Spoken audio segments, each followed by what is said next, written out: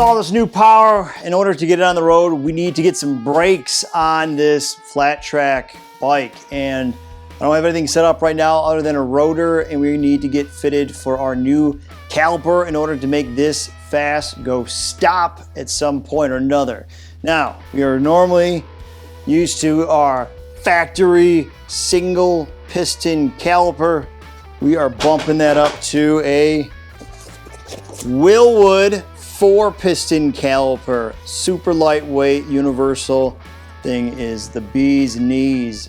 This is a GP320A model, and I think in hindsight when I bought this, I should have probably picked the color, but that's all right. This is more of a mock-up test run so we can get this thing rolling.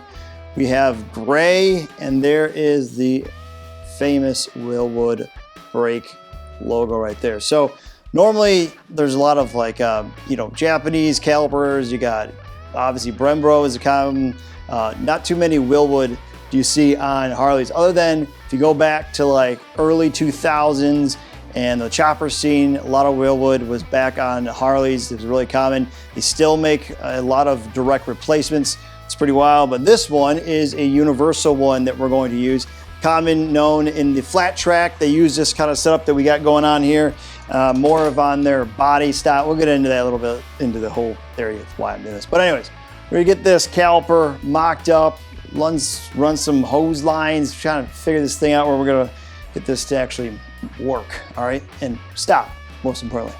Let's do it. Bam, our 10.5-inch rotor that we already have set up when we did the wheel, axle, and our caliper bracket. So this caliper bracket slides in between, essentially acts as a spacer, and then it mounts into my swing arm on this side, which I custom did with this to get this to fit.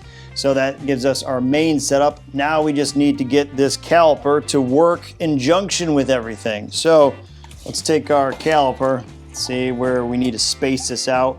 And normally you would have it something like this to have your logo out, and it would probably more likely mounted like this up on top. That would be too cool. We're gonna go and make this thing backwards, because that's the only way I can really mount this. And it's actually gonna flip around like this. Slide up, as hopefully it should. Supposed to go just like that inside of there, all right? So we're gonna get those mounted, but yeah, we have to mount this backwards in order for this to work. I've seen a bunch of the flat track bikes, and that's how they do it as well. Just another odd thing to do, right? For this bike that we have to make more difficult than it needs to be. But let's get our spacing correct. I'm just gonna do some plain washers to mock this up. We just got some plain old Allen head bolts here, socket head bolts going in. And I'm thinking that we're only gonna need a little bit of space, because there's probably about maybe 1/8 of an inch between the two. So maybe like 2 washers on each bolt here. Okay. And get our caliper swinging in here, hopefully. And these bolts in particular, looks like that I chose are going to be so too long. Great. Okay. Not the end of the world. I can figure that out. Yeah, because that's going to run right into the caliper. That's not going to be good. So we need to let's find the correct spacing in between. Should be about, yeah, that's perfect. So 2 of those in each, and we'll get this started by doing that. All right, let me see if I can find a shorter bolt for this here. Went through my ARP stash, and bam, 2 leftover bolts, perfect fit and length for what we need. We will use the 2 spacers on this side here again.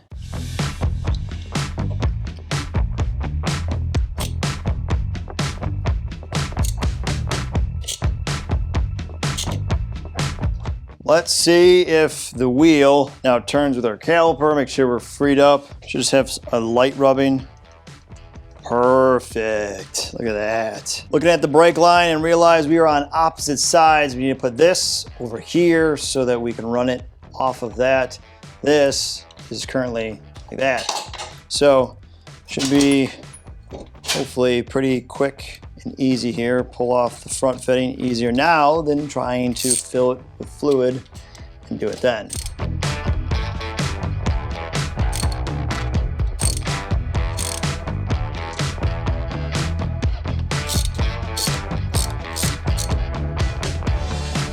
We're off there, and this caliper, you could run this brake line in multiple different spots. You can run it on this side, of course that side, the other side, and the middle as well. It's a universal caliper for it, so you really can choose where you want to put your brake line for all applications.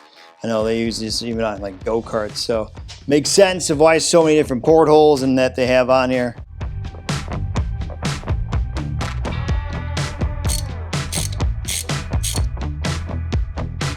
All right, we are set there, and we will run a brake line now on here.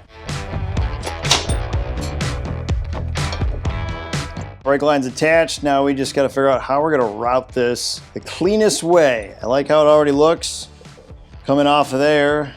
Just need to figure out the least seen to go with this. So I found an awesome spot to route the brake cable, and right between this pocket of the frame and the engine mount where it won't touch anything, there's not an excessive amount of heat or anything, or the chain, because it'll actually end up landing right about there and then not move. So I like that spot. Problem is that this cable is so long. So we'll just get the mock-up going here on this,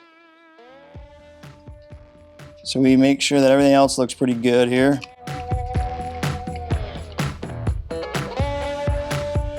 Now I am looking to put a brake light switch on this end and then run the wire through the same hole. So we'll essentially hide everything through there and go on that side, all right? So I kind of fucked up on this one. This hose is way too long. It's got like 20 extra feet. You can probably hang it over the bike, in fact, and get on the other side. I was going to bleed it the way it was, and then I checked Wilwood and saw that you're supposed to have 2 ports at least on the upside of this caliper to be able to bleed it correctly. Now I switched these, and I'm not crazy about routing it this way. I gotta see if maybe I can route it in the middle, get the fitting correctly. So I gotta rework this and figure out another way I can get this caliper to work the way I want it to work, instead of just having it all just messed up like this. So getting to this point though, and hearing that tire spin through the caliper, it's been a long time coming. I'm still stoked. We still have awesome parts going together. The fact that all this is now aligning and smooth and no binding, motor starting, we're on the right track. Just kind of just muck this one up. So once we return, I'll have all the right parts here, and we can actually finish bleeding this caliper and feel it actually stop. Otherwise, I think I'm gonna have like 2 pistons rather than the 4 pistons. I don't know. I'm gonna check with Wilwood and make sure that this is correct. But for now, guys, that about us in this one. I'll really appreciate if you could hit that subscribe button, tap that like, press the notification, leave a comment below and tell what you think. And for those who are subscribed, thank you, and as always, stay free. Catch you guys later. Peace.